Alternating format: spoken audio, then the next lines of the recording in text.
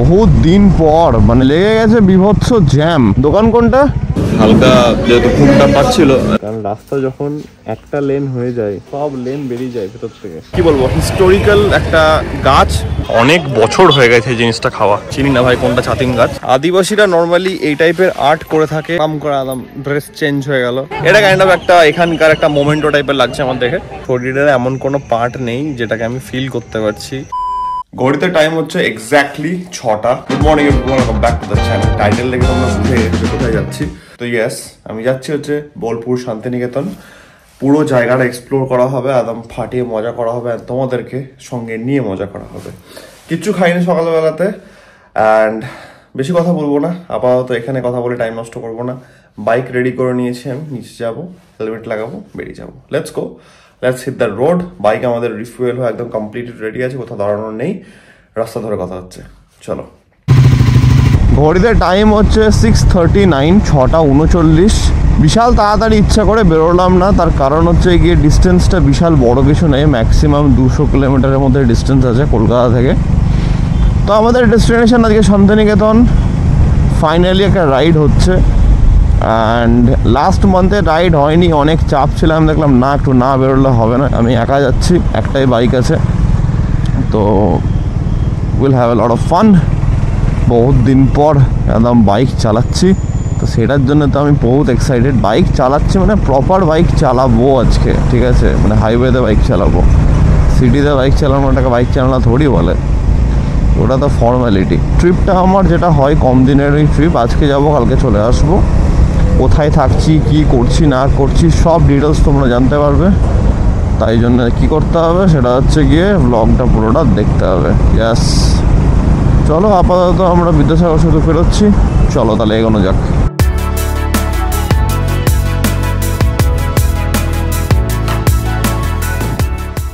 ডান দিকে একটা সুন্দর সানরাইজ হয়ে গেছে। বহুত দিন পর মানে বাইক চালাচ্ছি, রাইডে এভাবে একটা মর্নিং সানরাইজ দেখছি, মানে আমার তো আলাদাই আনন্দ লাগছে, ঠিক আছে? কারণ এটা অনেক দিন পর হচ্ছে। ফাইনালি ধরে নিলাম NH12। লাস্ট যখন এই রাস্তায় এসেছিলাম তখন বাইক চালাতে পারছিলাম না, 40 থেকে 50-এর বেশি। এখন বাইক চালানো যাচ্ছে। তো এই হচ্ছে ওয়েদার, টেম্পারেচার, যাই হোক সব কিছুই।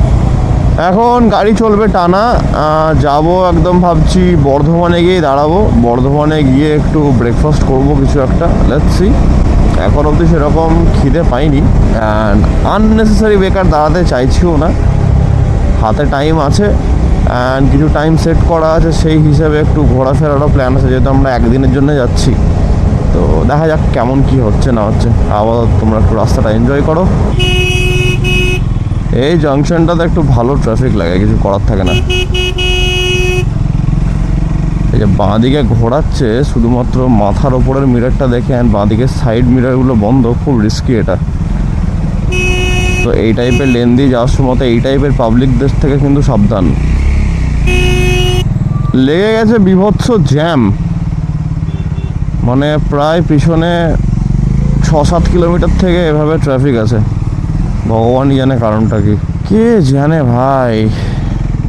হোয়াট ইজ দ্য কারণ অফ দ্য জ্যাম?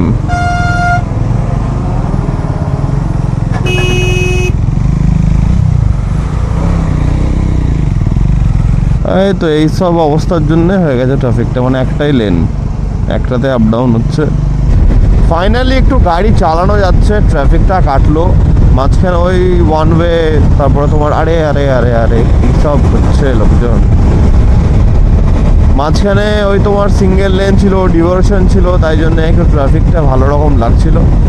কেটে গেছে, এখন ভালোভাবে গাড়ি চালানো যাচ্ছে, একদম স্মুথ রাস্তা পেয়ে গেছি, অ্যান্ড এদিকে ডিভার্সনটা অনেকটা কম আছে। টোটাল দেখাচ্ছে 95 কিলোমিটার এখান থেকে বোলপুর, অ্যান্ড টাইম দেখাচ্ছে 2 ঘন্টা 13 মিনিট। ঠিক আছে, একদম পারফেক্ট টাইমই দেখাচ্ছে। চলো, বাট এদিকে একটা ব্যাপার আছে, সেটা হচ্ছে কি এদিকে ওয়েদার কম্পারেটিভলি কলকাতা থেকে অনেকটা ঠান্ডা। মানে এমনি না যে বাইক চালাচ্ছি বলে হাওয়া লাগছে, কিন্তু হাওয়ার মধ্যে একটা ঠান্ডা ভাব আছে।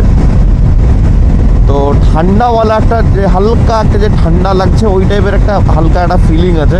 তো বেশ ভালো, মানে রোদ আছে বলে যে গরম লাগছে তা লাগছে না, রাদার ঠান্ডা লাগছে। নট হাওয়ার ঠান্ডা, হ্যাঁ নর্মাল ঠান্ডাওয়ালা ঠান্ডা হালকা লাগছে। বেশ ভালোই আছে ওয়েদার, খুব প্লেজেন্ট একটা ওয়েদার আছে।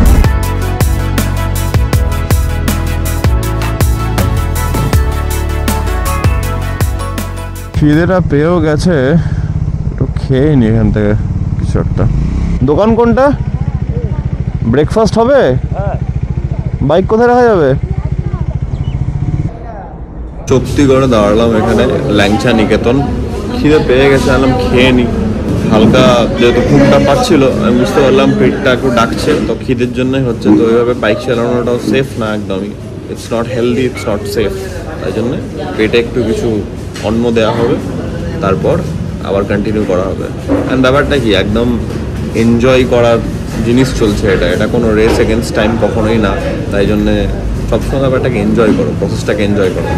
এখানে খাবার দিচ্ছে ডোসা, ইডলি, সাম্বার, বড়া আর লুচি তরকারি। আপাতত লুচি তরকারি বললাম, যদি পেট না ভরছে তাহলে আবার পরে দেখা যাবে।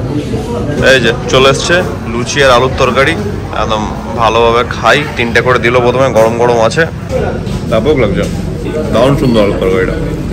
3টে তো মনে হচ্ছে এমনি শেষ হয়ে যাবে। শক্তিগড় আসবো, এটা খাবো না, এটা হতে পারে না। তো আমরা এসেছিলাম হচ্ছে ল্যাংচা নিকেতন, খাওয়া দাওয়া হলো, এবার বেরোচ্ছি।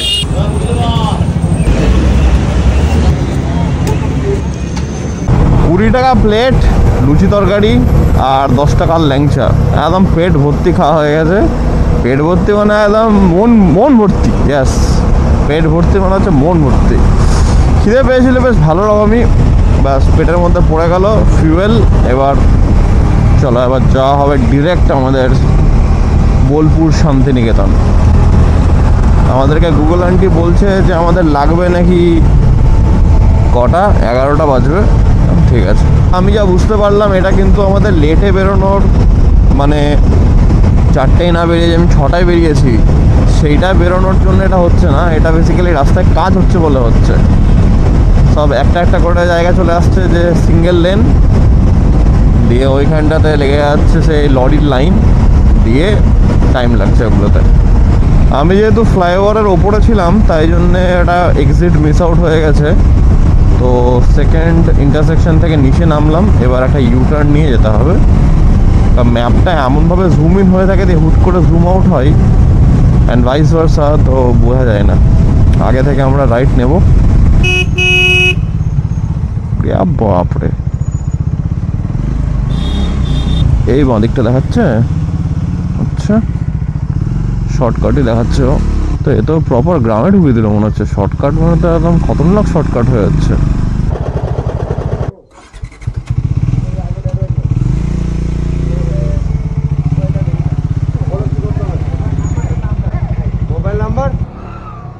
ছোট্ট করে রিফিলিং করাতে গিয়ে বেশ লেট হলো, মানে পেট্রোল পাম্পের মধ্যে কোনো ইয়ে নেই, সিস্টেম্যাটিক একটা ব্যাপার নেই। যে আসছে ঢুকিয়ে দিচ্ছে, চিল্লামিল্লি করছে। যাই হোক, একটা জিনিস সবসময় মাথায় রাখা উচিত যে তুমি যখন বাইরে আসো তখন always try to stay calm. বেকার সব লোকজনের সঙ্গে ঝামেলা করা মানে কিছুই না, লাভের লাভ তো কিছু হবে না, উল্টে তোমার সময়টা নষ্ট হবে অ্যান্ড মুডটা খারাপ হবে, অ্যান্ড ডেফিনেটলি তার সঙ্গে এনার্জিও নষ্ট হবে। তাই জন্যে আনলেস খুবই দরকার, একদম do or die situation, try to keep your head down and try to keep your self calm. একটু শান্ত থাকা, একটু ঠান্ডা থাকাটাই বুদ্ধিমানের কাজ। মিনিটও না, 1 মিনিটও লাগছে না স্পিড ব্রেকার আসতে। স্পিড ব্রেকার চলে আসছে, দেখো আবার তেরিকে, কি অবস্থা, আবার একটা স্পিড ব্রেকার। এর থেকে সত্যি কথা বলতে এই ছোট জায়গাতে বাইক চালানোর থেকে আমার মনে হয় বড় জায়গাতে বাইক চালিয়ে মজা বেশি।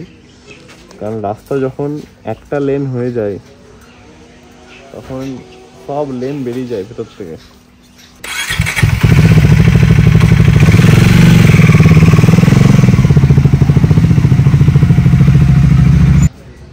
তো চলে এসেছি মৃণালিনী রিসর্টে। আমি যতক্ষণ এগুলো খুলি তোমরা একটু সারাউন্ডিংসটা এনজয় করো না।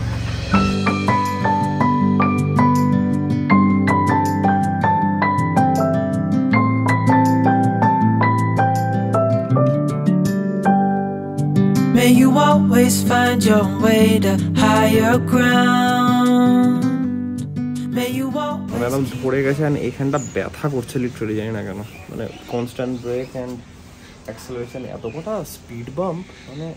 এই যে এটা হচ্ছে রুম, আমি একদম রেডি। রুম ট্যুর তোমাদেরকে প্রপার দেওয়া হচ্ছে শর্টসে, ডেফিনেটলি শর্টসটা চেক আউট করো। চলো আপাতত এটা দেখে নাও। বাথরুম আছে এখানে, একদম নিট অ্যান্ড ক্লিন বাথরুম। চলো বেরোতে হবে এবার। ব্যালকনি থেকে এটা হচ্ছে কিছুটা বাইরের ভিউ। ট্রেন লাইন এটা বেসিক্যালি যাচ্ছে আমাদের বোলপুর স্টেশন অ্যান্ড রাজিরামের দিকে। সুন্দর অ্যাম্বিয়েন্স আছে একটা, ভালো। ব্যালকনির ওপরেই আছে রুমটা আমাদের। এই যে লেটস গো। তো বেরোলাম টোটো নিয়ে, ঠিক আছে। এখানে যাওয়ার সঙ্গে কথা বললাম, টোটো বুক করলাম। এখানে পুরো জায়গাটা টোটোতে ঘুরবো। কোথায় কোথায় যাচ্ছি, কি কি করছি তোমাদেরকে রাত্রেবেলাতে আমি ডিটেলস বলছি। কোথায় কোথায় গেলাম সেটা তোমার ব্লগে দেখেই যাচ্ছ, বাট কিভাবে গেলাম বা কোথায় যাওয়াটা বেটার হবে, কোথায় ফার্স্টে যাওয়া বেটার হবে, কোথায় সেকেন্ডে যাওয়া বেটার হবে, সব ডিটেলস আমি রাত্রেবেলাতে বলছি। কত টাকা লাগলো সেরকম হলে দাদার ডিটেলস আমি দিয়ে দেবো ব্লগের মধ্যে। আপাতত শুরু করছি বিশ্বভারতী ক্যাম্পাস দিয়ে। তো ওখানে যাবো, আগে পুরো জায়গাটাকে এক্সপ্লোর করবো অ্যান্ড তোমাদেরকে দেখাবো। অনেক কিছু চক আউট করা আছে, একটা করে হোক, তারপরে তোমরা সেরকম দেখতে পাবে। অ্যান্ড এদিকে আশেপাশে প্রচুর রিসর্ট, ঠিক আছে। মানে আমি অনেক কটা রিসর্ট পেরিয়ে গেলাম, তবে আমার রিসর্টটা পড়লো। প্রবাবলি এখানেও একটা রিসর্ট আছে, এটা একটা হোমস্টে। তো এমনি প্রচুর রিসর্ট আছে অ্যান্ড এই রাস্তাটা পুরোটা ভর্তি রিসর্টের মধ্যে। অ্যান্ড আমরা একটা বহুত রিজনেবল রেট পেয়েছি এখন, কারণ এর পরে এক সপ্তাহ পরে শুরু হচ্ছে বসন্ত উৎসব। তো তখন আসলে নর্মালি হাই রেট হয়ে যাবে। তো আপাতত we are on the safer side and still enjoy তো হবেই। এখান থেকে স্টার্ট হয়েছে বিশ্বভারতী ক্যাম্পাস। এই পুরোটা ক্যাম্পাস স্টার্ট হয়ে গেছে। শান্তিনিকেতন মেলার মাঠ আর বিশ্বভারতী সেন্ট্রাল লাইব্রেরি বলাকা। নামলাম হচ্ছে বিশ্বভারতী ক্যাম্পাস অ্যান্ড প্রথমে তোমাদেরকে দেখালাম বলাকা, মানে যেটা হচ্ছে গিয়ে লাইব্রেরি। ওখানে ঢোকাটা অ্যালাউড না, তাই জন্য বাইরে থেকে দেখালাম। বলাকা থেকে গাড়ি ঘুরিয়ে আসলাম আনন্দ আশ্রম, যেখানে ছোট বাচ্চারা গাছের তলায় পড়াশোনা করে। ওখানে বলছে গাছের গুড়ির মধ্যে অনেক বেদি টাইপের করা আছে, যেখানে বাচ্চারা বসে পড়াশোনা করে। ওখান থেকে ঠিক কিছুটা এগিয়ে আসলে ক্যাম্পাসের মধ্যে একটা সব থেকে কি বলবো হিস্টোরিক্যাল একটা গাছ দেখলাম, যে গাছটা আই থিঙ্ক তোমরা সহজ পাঠ আমরা যারা যারা সবাই পড়েছি তারা সবাই এই ছবিটা দেখে বড় হয়েছি অ্যান্ড সবাই এটা ব্যাপারে জানি। তো এটা হচ্ছে এই গাছটা, এই যে বট গাছটা দেখছো, এটা সহজ পাঠ যেই বইটা আমরা পড়েছি ছোটবেলাতে। আর সামনে যে ব্ল্যাক অ্যান্ড হোয়াইট ছবিটা থাকতো সেটা হচ্ছে এই বট গাছটারই ছবি। এটা রবীন্দ্রনাথ ঠাকুরের বাবা মহেশ্বর দেবেন্দ্রনাথ ঠাকুর এই গাছটা লাগিয়েছিলেন এখানে। আমাদের টোটো দাদাটা এটাই বললো যে এই গাছটার তলায় নাকি রবীন্দ্রনাথ ঠাকুর বসে দুটো ফেমাস কবিতা লিখেছে। সে দুটো কবিতা হচ্ছে আমাদের ছোট নদী চলে আঁকে বাঁকে আর তাল গাছ এক পায়ে দাঁড়িয়ে। এবার হাঁটা শুরু হয়েছে, এখান থেকে বাঁ দিকে ঢুকবো। এখানে প্রচুর কিছু ছোট ছোট ছোট ছোট হাতের তৈরি ম্যাক্সিমাম জিনিস বিক্রি হচ্ছে, যেটার মেন হাবে আমরা যাব এখন না, একটু পরে। এবার আমরা পুরো ক্যাম্পাস ধরে হাঁটা শুরু করবো অ্যান্ড দেখবো যা যা আছে, মিউজিয়ামটা মেনলি। তো আমরা যাচ্ছি এখন শ্রীনিকেতনের দিকে টুয়ার্ডস এই রাস্তাটা সোজা। তো এই তালধ্বজ এই বাড়িটা একটা ইউনিক বাড়ি। কেন? কারণ এই মাঝখান থেকে তাল গাছ উঠেছে। বনবাণী কাব্যের মধ্যে যে কুটিরবাসী কবিতাটা আছে ওটা এই তালধ্বজ বাড়িটাকেই নিয়ে ব্যাখ্যা করা হয়েছে। 40 টাকার রাবড়ি, ঠান্ডায় ঠান্ডা আছে, খাওয়া হোক, কারণ টানা রোদে ঘুরে বেড়াচ্ছি আমরা এখন। তালধ্বজের পাশেই এখানে হচ্ছে উপাসনা গৃহ সেই আছে অ্যান্ড লাইন ধরে হাঁটছি, যেগুলো যেগুলো পরপর যেমন যেমন আছে তোমাদেরকে তেমন তেমন দেখাচ্ছি। এখান দিয়ে উপাসনা গৃহের এন্ট্রান্স, কিন্তু এখানে ঢোকা অ্যালাউড না, তারপরে ফোন নিয়ে তো একদমই অ্যালাউড না। তো এগুলো সব বন্ধ আছে। ভাই অনেক অনেক বছর হয়ে গেছে এই জিনিসটা খাওয়া। দেখা যাক খেয়ে কেমন বানাচ্ছে। বানানোই আছে। নাইস। এই যেমন এখানটাতে পুরো লেখা আছে যে প্রবেশ নিষেধ। তো থ্রু আউট দ্য ক্যাম্পাস আমরা হেঁটে যাচ্ছি। ফার্মাসিতে অনেক কিছু গাছ ফাছ নিয়ে পড়ছি আরও। তো এখানে দেখছিলাম এই ফ্যামিলি সব কিছু ডিসক্রাইব করে লেখা আছে, একটু আগে দেখছিলাম। তো ভ্যারাইটি একদম গার্ডেন ফার্ডেন সাজানো আছে এখানে, খুব সুন্দর লাগছে দেখতে। আর এটার নাম হচ্ছে গিয়ে ছাতিমতলা। ছাতিমতলা মানে ডেফিনেটলি ছাতিম গাছ থাকবে, বাট আমি চিনি না ভাই কোনটা ছাতিম গাছ, তাই তোমাদেরকে আমি দেখাতে পারবো না। বাট হ্যাঁ ডেফিনেটলি জায়গাতে ভর্তি গাছ আর ফুল। এটা হচ্ছে রবীন্দ্র ভবন যেখানে আমি ঢুকলাম, এই যে পিছনে এখান থেকে এন্ট্রান্স, ঠিক আছে। এবার এখানে আমি তোমাদেরকে কিছু দেখাতে পারবো না, তার কারণ হচ্ছে এখানে ছবি ভিডিও কিছু অ্যালাউড না। এখানে টিকিট তোমাদেরকে দেখালাম 100 টাকা করে টিকিট পার হেড। আর যদি স্টুডেন্ট হচ্ছে আই থিঙ্ক এখানকারই যদি কেউ বিশ্বভারতী ইউনিভার্সিটির স্টুডেন্ট হয় তাহলে তাদের জন্য 10 টাকা করে, বাট নর্মাল ইন জেনারেল যারা যারা আসছে 100 টাকা করে টিকিট আছে। তো এই হচ্ছে ব্যাপার, কিছু দেখানো যাবে না এখানে।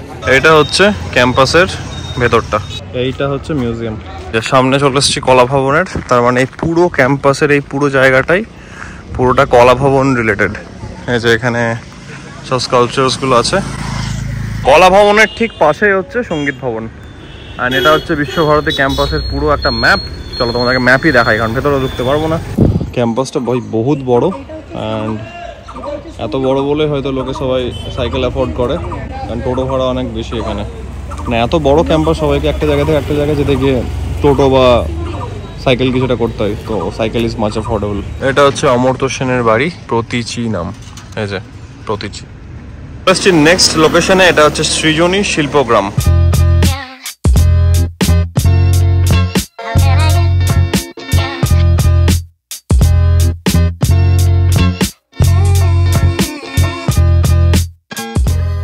এই পুরো জায়গাটা সৃজনী শিল্পগ্রাম যেটা, সেটা হচ্ছে 26 বিঘা জায়গার ওপরে মানে এটা তৈরি করা হয়েছে।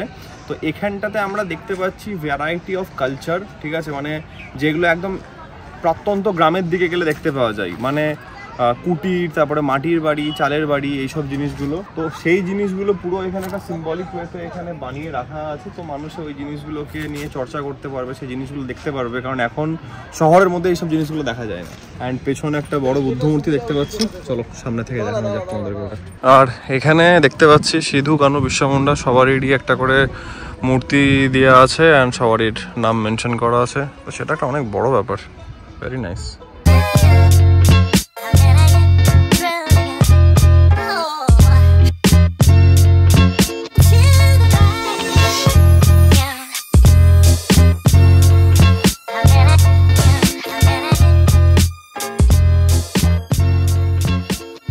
সৃজনী শিল্পগ্রাম এই জায়গাটা, মানে হেঁটে অনেকটা ভেতরে এলাম, তো এই জায়গাটা লিটারালি বহুত পিসফুল, খুবই পিসফুল। মানে তুমি এখানে বসে থাকতে থাকতে যে কতক্ষণ যে টাইম কেটে যাবে তার নয় ঠিক। তো দারুণ লাগছিল, বাট বেশিক্ষণ বসলেও হবে না, কারণ আরও অনেক জায়গায় কভার করার আছে। অ্যান্ড মোস্ট ইম্পর্টেন্টলি লাঞ্চ করার আছে, কিছু খাইনি, মানে সেই লুচি খেয়েছি সকালবেলাতে, তারপর পেট ফাঁকা।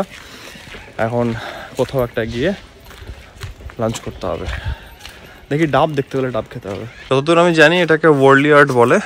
তো এখানে আছে এই কুটির বানানো আছে, সব কটার গায়ে গায়ে করা আছে, খুব সুন্দর লাগছে দেখতে। আমি জানি ভুলও হতে পারি, বাট যতদূর জানি এটাই নাম। তোমরা যদি কিছু জেনে থাকো তাহলে ডেফিনেটলি আমাকে কমেন্টে জানাও। সব বাড়ির গায়ে গায়ে করা আছে। এবার ওয়ার্ল্ডলি আর্টের একটা উৎপত্তি বা এটা মেনলি করা হতো যারা আদিবাসীরা নর্মালি এই টাইপের আর্ট করে থাকে কখন, যখন তাদের বাড়িতে কোনো একটা খুব ভালো একটা আনন্দের একটা মরশুম থাকে, বা দেখা গেল কারোর বিয়ে বা কিছু একটা আনন্দ উৎসব থাকে বাড়িতে, তখন তারা বাড়ির গায়ে গায়ে এগুলোকে আঁকে, এটা বোঝানোর জন্যে যে হ্যাঁ এখানে একটা কোনো একটা আনন্দ উৎসব পালন করা হচ্ছে, সেটা যে কোনো আনন্দের সময় হতে পারে। তো এটা একটা ছোটো ব্যাক স্টোরি বললাম তোমাদেরকে। কাম করে আলাম, ড্রেস চেঞ্জ হয়ে গেল, একটা কারণের জন্য আনা হয়েছিল ভ্যারাইটি লোকেশন, অ্যাটলিস্ট দুটো আউটফিট থাকলে একটু ভ্যারাইটি ছবি টবি তোলা যাবে, আর কিছুই না। অনেক ঘোরা হলো এই জায়গাটা, খুব সুন্দর লাগছে। রাদার এখানে মনে হচ্ছে বসে থেকে যায় কিছুক্ষণ, এত শান্ত একটা পরিবেশ, বাট হবে না, বেরোতে হবে, আরও অনেক জায়গা কভার করার আছে, অ্যান্ড খেতে হবে। এখানে আমপোড়া দেখতে পাচ্ছি দাঁড়িয়ে আছে, ব্যাপক লাগছে খেতে, এটা সেকেন্ড টাইম খাচ্ছি।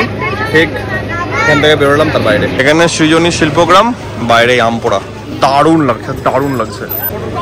চলে আসছে এদিকে ডান দিক বাঁ দিক, ঠিক আছে, এদিকটা এই দুটোই হচ্ছে বিশ্বভারতীর জায়গা। অ্যান্ড প্রাইমারিলি এটা হচ্ছে এগ্রিকালচারাল ডিপার্টমেন্ট। দাদা ওটাই বলছে যে ম্যাক্সিমাম জায়গাটাই ছড়িয়ে ছিটিয়ে আছে, কিন্তু এটা বিশ্বভারতীর জায়গা, বাট মাঝে মাঝে নর্মাল লোকজনদের বাড়ি ঢুকে গেছে, but primarily majority of the জায়গা হচ্ছে বিশ্বভারতী। দেখো আমি এই রাস্তাটির কথা বলছিলাম, তো পাশে একটা ক্যানাল আছে যেখানে নর্মালি তোমার ক্ষেতের জন্য যখন জল ছাড়া হয়, ড্যাম থেকে যখন জল ছাড়ে, তো ওটা এখন ড্রাই হয়ে আছে। এই রাস্তাটা বহুত সরু রাস্তা, ঠিক আছে, এখান থেকে একটা দুখানা বড় গাড়ি ঢুকে গেলেই জ্যাম লেগে যাবে। অ্যান্ড আসার সময় আমরা এই রাস্তা দিয়ে এসেছিলাম। তো বেসিক্যালি কী হচ্ছে, এই রাস্তাটা স্ট্রেট যাচ্ছে, গিয়ে পুরোটা ঘুরছে, মানে বিশ্বভারতী ক্যাম্পাসটা দিয়ে আমরা আবার ঘুরে এখান থেকে সামনে যাব সোনাঝুরি হাট।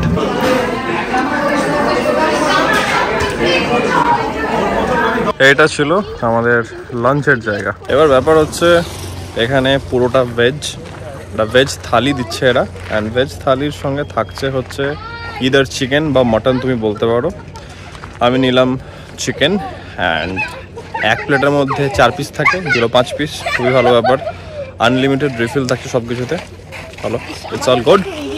তো খুবই ভালো খাওয়া হলো। লাস্টে থামস আপ নেওয়া হলো, যেটা খুব ম্যান্ডেটরি ছিল, মানে পেটের যে অবস্থা হয়ে আছে লাস্টে ওটা নামানোর জন্য দরকার ছিল।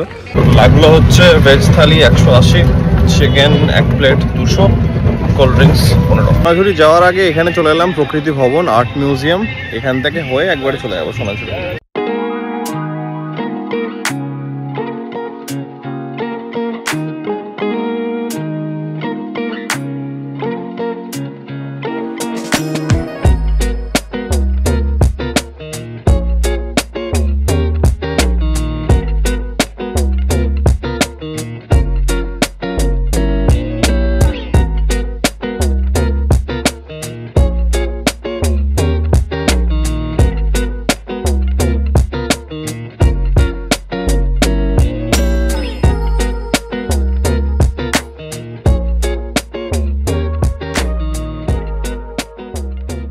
তো ভেতরে ভ্লগ করতে পারিনি কারণ তোমরা অ্যাজ ইউজুয়াল শুনতে পাচ্ছ যে গান চলছে। তো ইয়েস, একটু বাইরের দিকে এসে ভ্লগ করছি। 30 টাকা হচ্ছে গিয়ে এন্ট্রি ফি, আর ফোন মানে ভিডিওর জন্য 20 টাকা আলাদা করে, ঠিক আছে। ভেতরে কি দেখলাম, ভেতরে দুটো আর্ট গ্যালারি ছিল, সেখানে দেখলাম হচ্ছে ব্রোঞ্জের স্ট্রাকচার, নেচারের মধ্যে খুঁজে পাওয়া কিছু রেলিভেন্ট, সেটা অ্যানিমাল হতে পারে, সেটা কোনো ন্যাচারাল ফেনোমেনন হতে পারে যে নদী বয়ে যাচ্ছে, ওই টাইপের স্ট্রাকচার, অ্যান্ড মোস্ট ইম্পর্টেন্টলি কিছু উডেন স্ট্রাকচার, ঠিক আছে। তো এগুলোই দেখার ছিল, পুরোটা দেখলাম, তোমরা সেটা গান দিয়ে দেখলে, বাইরে এসে বলে দিচ্ছি গান চলছিল। Let's go. এবার আমাদের next location and main location হচ্ছে গিয়ে, হাঁপিয়ে গেলাম মনে হচ্ছে, সোনাঝুরি হাট। এখন চলে এসেছি সোনাঝুরি হাট, অ্যান্ড এখানে এসে কেনাকাটা হচ্ছে সব মাদের জন্যে, ছদ্দির জন্যে, চিকুর জন্য অনেক কিছু দেখা হবে এখন। তো মাদের জন্যে ব্যাগ কিনলাম, ঠিক আছে, এই যে এই ব্যাগগুলো দেখা হলো, কারণ জামা কাপড় বেশি কিছু নেবো না, জামা কাপড় এমনি জায়গা নেবে, প্লাস জামা কাপড় সবে আর সব কিছুই থাকে।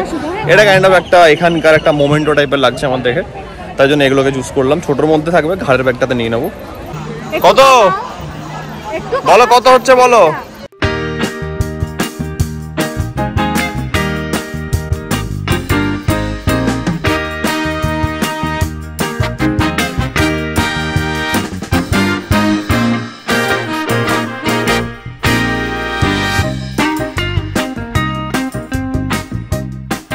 এগুলো কি সব হাতে বানানো? কি দিয়ে বানানো? কাঠ দিয়ে? দারুণ সুন্দর তো।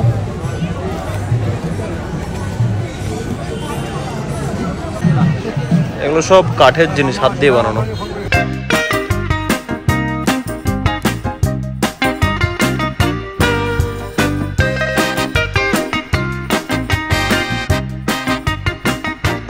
ভাই কেমন দাম আছে এগুলোর?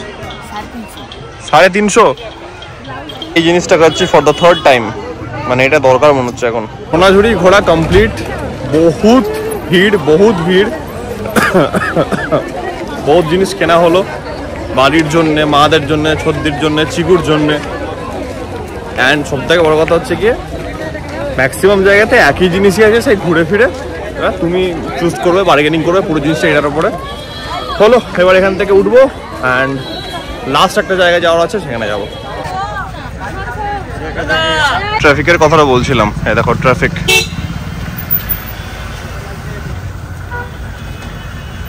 টুকটুক বলা এখন অনেক আগে দাঁড়িয়ে আছে ব্রিজের কাছে, আমাকে ফোন করে বলছে আপনি ব্রিজের ওখানে আসুন। হাঁটছি এখন, হাট থেকে বেরিয়ে বাঁ দিকে, কারণ দেখা যাক ভাই কোথায় যে দাঁড়িয়েছে তার নয় ঠিক। এই ট্রাফিকটা লেগেছে ঠিক তোমার দুপুরের টাইম থেকে, এখনও লেগে আছে ট্রাফিক।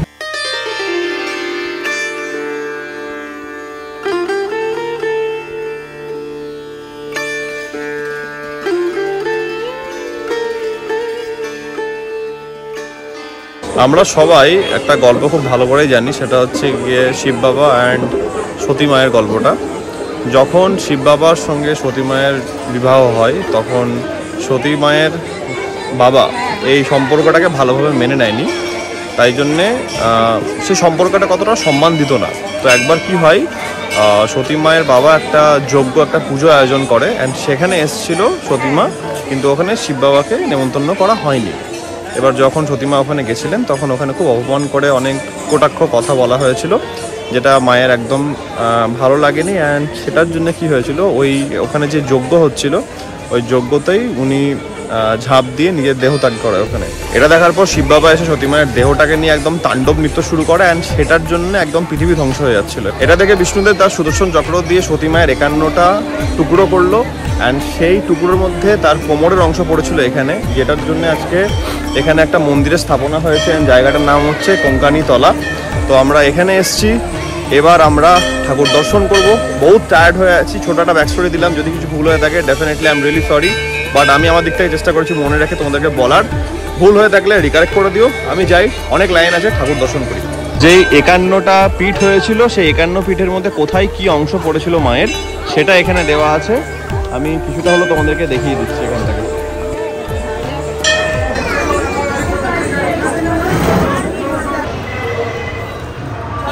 এই দাদার নাম হচ্ছে তন্ময়, আমি দাদার নাম্বার দিয়ে দেবো, স্ক্রিনে চলে আসছে নাম্বার। আমাদের খুব ভালো ঘোরালো, থ্যাংক ইউ দাদা, thank you so much. And খুব শর্টকাটে নিয়ে এলে হোটেল, সেটার জন্য ধন্যবাদ। Good night. হোটেল ঢুকলাম, অ্যান্ড এই একটা দোলনাতে বসে আছি আমি এখন। বহুত টায়ার্ড, শরীরের এমন কোনো পার্ট নেই যেটাকে আমি ফিল করতে পারছি। কালকে ব্যাক অ্যান্ড বাইসেপস করেছি জিমে, সেটার জন্য প্রচণ্ড টায়ার্ড লাগছে। তারপর আজকে বাইক চালানো হয়েছে, কনস্ট্যান্ট ঘুরছি, কনস্ট্যান্ট। ভোর 5টায় উঠেছি, এখন টাইম হচ্ছে কটা, 7টা 8, এখন বাজছে 7টা 8।